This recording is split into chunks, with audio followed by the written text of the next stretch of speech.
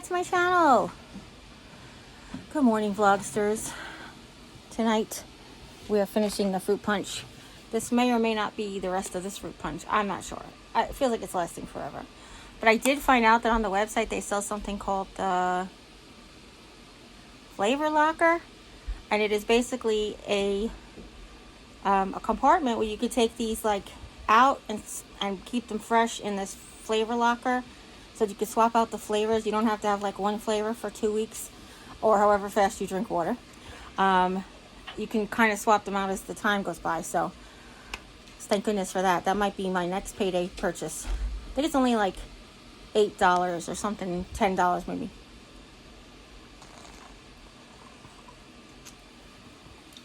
But so totally worth it. So today was a very good day. It didn't start off that way. I was super tired. Lisa and I were talking about like saving energy from one day to the next. And if I said this to you already, guys, I'm sorry, but I just want to, it's part of a background story tour I'm missing. So the other day I was like, did everything. I folded the laundry, I cleaned the room, I'll do all this stuff. And then the next day I was like spent until the afternoon. And then I had a good afternoon. And Lisa said, when I was telling her I was spent, she said, oh, you should try to like pace yourself out. And I said, here's the difference. Then this is not just normal pacing myself out. Because with the cancer/chemotherapy, I'm not really sure which one causes it the worst. You never know what tomorrow's going to bring. So it's not like you can just save your spoons. And I know spoon theory just gets on some people's nerves, but it's not like you can just save up your spoons for tomorrow. When it comes to cancer, the chemotherapy and treatment in your body might just take all your spoons and you got nothing left. So for me, I feel like it's do it when I can do it, you know? So that being said, this morning was kind of rough. It was kind of icky.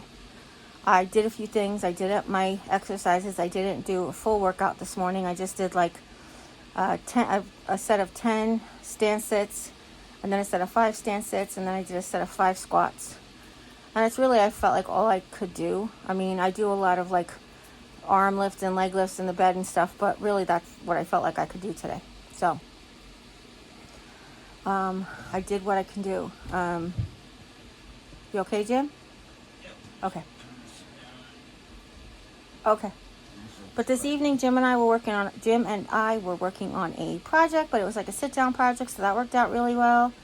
I worked on some office work, which not my office, but like paperwork. I called doctors, and I called back brace people, and I called the walker people. Actually, Jim went to the medical supply place with the script. He was finally able to get there, and I think it's only like 2 weeks old, so it's not like a million years old or whatever, but it just took like 2 weeks for him to get there. And he gets there and he calls me and he says, I think we have a problem. I said, what? He goes, the script says, rolling walker. And what they needed to say for a rollator is seated walker, or a rolling walker with seat. So I also had to take some measurements when Jim got home. So he helped me take some measurements, and I called the doctor's office, and they put in a new script. Then I called the place, and I gave them my new measurements. And she was like, oh, yeah, I remember the story today. I was like, okay. So hopefully that'll be sooner than later. They're probably going to have to special order it, but I don't know. Is that like, are we talking like 5 days, or are we talking like 4 weeks? Like, I don't know, how long that stuff takes.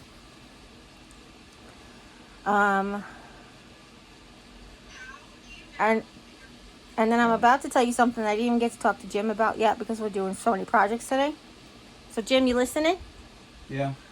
Today I called the brace people, because yesterday I made an appointment to see the spinal surgeon, but it's not until October. So as you know, I've mentioned that the binder inside my brace is stuck on with Velcro, and the Velcro is like double stickied onto the actual plastic brace, and that's starting to come off with all of like the heat and the sweat. So I called today and I said, well, now that I know that I'm probably going to have to wear my brace for like maybe like minimum, minimum, another like 8 weeks or whatever, I was like, let's try to get this fixed. So I called and I was like, I live all the way in Rolla. I know I'm not going to make you come out here, or I can't really get to you.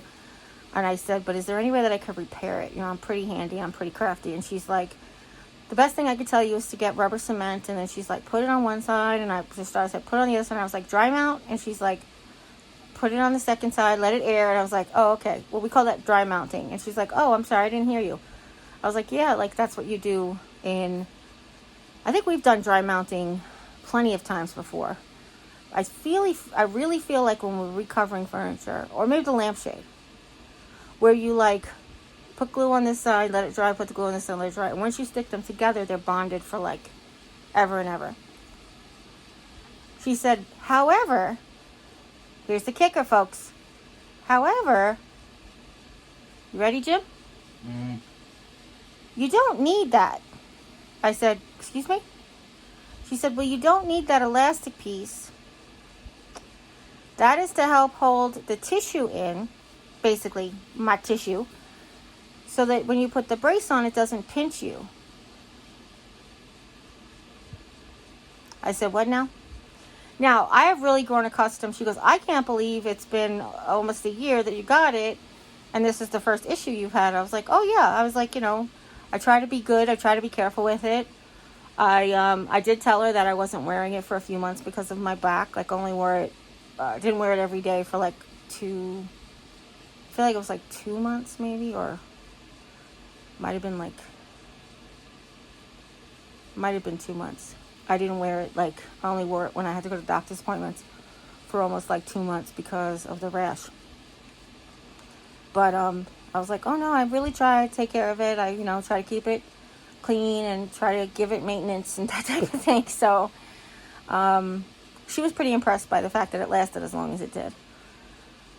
And then she said, you know, she's like, if you're in the city and you want, we can glue it for you if you want to put it back in. And the only reason I think I'm going to try to put it back in is because if you guys seen me put it on, like I put it on over my head and then I take the straps to straighten it. And I think, you know, the straps weren't attached. I would have to try to reach around and straighten it, which I don't think is like probably a good idea for the twisting part I'm not supposed to do. But we'll see. I'm going to try to see if I can get, you okay? All right. Yep. Oh, yeah. I'm going to try to see if I can get some rubber cement. I actually was talking to a friend today who does crafting, and I was like, girl, because I'm ready to whip out that E6000 and just put that thing back together again. Ow, just went to stretch my leg, and I shinned the corner of the rolling table. I chihuahua. I bet you I have broke skin. Ow. Wowzers, folks. Wowzers. I had a klutzy moment. Oh, that hurt. So, that being said, I would like the minder to help me hold my tissue in. But I told her once after I see the doctor, who knows, I might just, he said, keep wearing this. He might prescribe another one. I'm not 100% sure what's even going to happen. So, we're just going to play it one day at a time. Sorry. It tasted like my gum was bleeding. Nope. Okay. So what else happened today? I pierced my nose. I got a $4.99 kit. No, $3.99 kit off of Amazon. I put it in myself. Basically, it just was like, it's really funny because it's this little tiny thing that you push through. And I'm not going to say like I didn't feel it, but to me it didn't hurt. I said to my friend who was saying like hers was hurting, I was like, listen, I walked around with like a giant tumor in my femur for like 2 years. So yeah, maybe my pain tolerance isn't the same as the next person's. So the fact that I just kicked my shin into the corner of the table and I'm still just talking, it smarted for a second. But this was hysterical because I actually had it in a different spot. Like I put it in the crease of my nose towards the back a little bit. And I had it in a different spot. However, when I pushed the trigger, I thought I heard it click. I let go and the thing came out. The ring was still in the gun. So my nose started pouring blood. I was like, okay, stop it. So I got an alcohol swab and I stopped it. To me, it's not much different than testing your blood sugar every day. You test your blood sugar every day for like 12 years? Or I guess I don't do it every day anymore, but like I tested it every day for like 10 years. It's what it is. So then I tried it again and I moved it back a little bit just so it wouldn't be in the exact same spot. And I really like it. I think it's so cool. I'm not having any issues with it. I already learned to like move it over with, like, I don't have to touch it. Just move the ball at the top where I need to blow my nose. I kind of have it laying flat against my septum. I do have a perforated septum, but that's all the way up here. The hole in my nose. It's all the way up there. So this so far is so much fun. It's tender. Like, it doesn't hurt me to touch it, but I can feel like as I'm just sitting here not touching it, it's tender. I'm not going to lie. When I make faces and scrunches, it kind of feels like I got a bad pimple. Like, that's what it really feels like. Almost like, when you get a pimple, those ones that just hurt. Yeah, that's what it feels like. It feels like a bad pimple. This particular nose piercing thing has got, I wish I could flip my nose around and show you. Maybe someday. The end of it is like a spike. And then what you're supposed to do is you can bend the end down so it's not spiking into your septum. So if you see, I can push on it. And it's not really stabbing me in the middle of my nose because I have the end bent down and it kind of becomes very blunt. Hope I remember to take pictures. I don't know. Maybe I'll put it in the description box down below or something. But it's teeny tiny. It's really cute. And like I said, they were only $3.99. And I was like, for $3.99, how bad can it be? It's stainless steel. And yes, the end bends down on stainless steel because what they do is they crimp it really, really, really thin, right behind the barb. And then you're able to bend it down like an earring or whatever. So I'm excited. You have to leave this particular one in for like, what I hear, 6 weeks, 5 weeks. Cleaning it every day, twice a day. You're not really supposed to turn it, my friend said, but then my other friend said, yeah, you are. So when I looked up instructions, it didn't say anything either way. But all I know is when I got my ears pierced in 1980, when I got my ears pierced 40-something years ago, I was supposed to turn it every day. Now, technically, I got my ears pierced for my second grade, my communion. That was like a family tradition.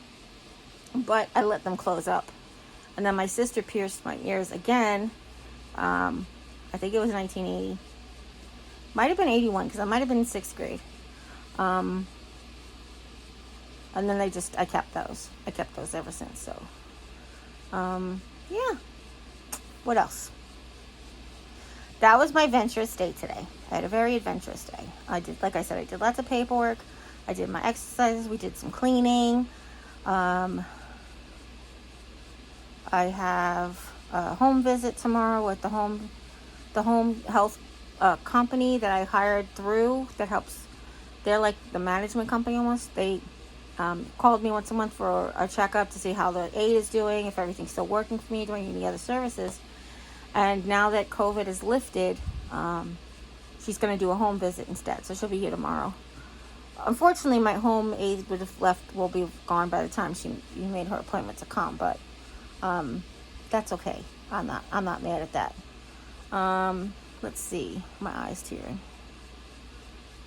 Mom was doing better today. She did have a small question, and I was asleep. And I just realized as I'm vlogging that I never called her back. But she came in here twice, and she never mentioned it. So I wonder if she just answered it herself. Maybe she found the answer and then didn't have a question for me anymore. Because I remember her waking me up like I just started to drift off to sleep around like noon maybe. And she called me, and she's like, you sleeping? I said a little bit. And that's all I remember. She said something. I just had one question. She's like, but I'll talk to you later. Call me when you wake up. And I was like, okay. And just now I remembered that. Sorry, Mom. I'll text her when I'm done. Hey, what was that question you had for me today? She might be asleep. She is. She actually said when she came home she was just going to pass out. So Did you lock up and everything, and the coffee machine and all that stuff? Thank you, sweetheart. What else? That might be it. Am I forgetting anything, sweetheart? We talk about? I can think of. We started laundry today. Tomorrow's shower day. So excited! So excited!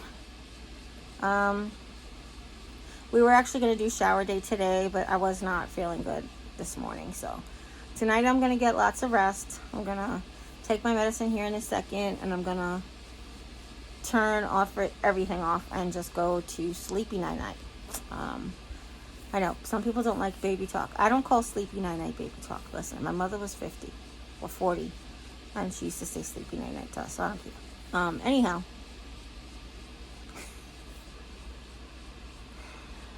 Oh, I love you guys.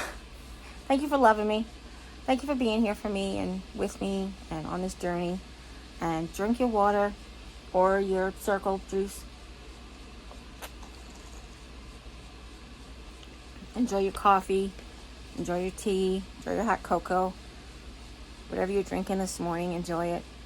Diet Coke. Dr. Pepper. I don't judge.